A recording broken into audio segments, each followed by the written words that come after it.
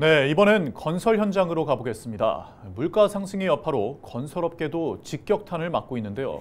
미분양 물량에 허덕이는 가운데 원자재 가격까지 치솟으면서 위기감이 높습니다. 보도에 송하영 기자입니다. 올해 1분기 문을 닫은 건설업체는 모두 998곳.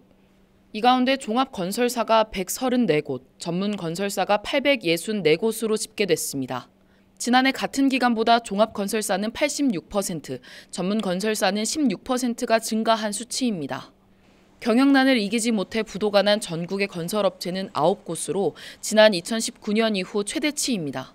원인으로는 고금리와 원자재 가격 상승 등이 꼽히고 있습니다. 건설업계는 일반적으로 은행에서 돈을 빌려 건물을 지은 뒤 분양 후 거둔 수익으로 대출을 갚습니다.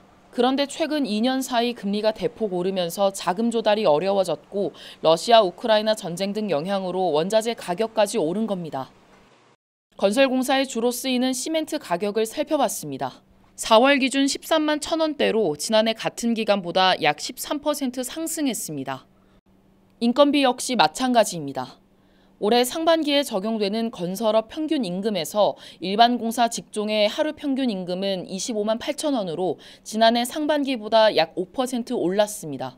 에미콘이 저희 여기 처음 들어왔을 때 6만 원에 했던 게 지금 9만 3천 원에 거래되고 경기가 안 좋아서 미분양이 속출하는데 더 미분양이 더 발생할 요인이 더 많고요. 이렇다 보니 분양가도 연일 고공행진하는 상황. 전남 광양에서는 2년 전 미분양 물량이 대거 발생해 위약금을 물고 계약을 취소한 시행사가 재분양에 나섰지만 신청률은 30%에 그쳤습니다. 고금리에 위축된 매수 심리가 회복되지 않고 있는 겁니다.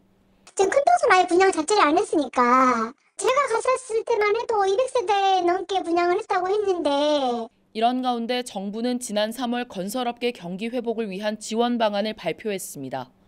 공사비 책정 관행을 개선하고 투자자를 모집해 미분양 물량을 해소하겠다는 내용입니다. 하지만 대부분 시행이 확정된 사안이 아닌데다 법률 개정이 동반돼야 하는 만큼 현실성이 떨어진다는 분석이 나오고 있습니다. 헬로티비 뉴스 송하영입니다.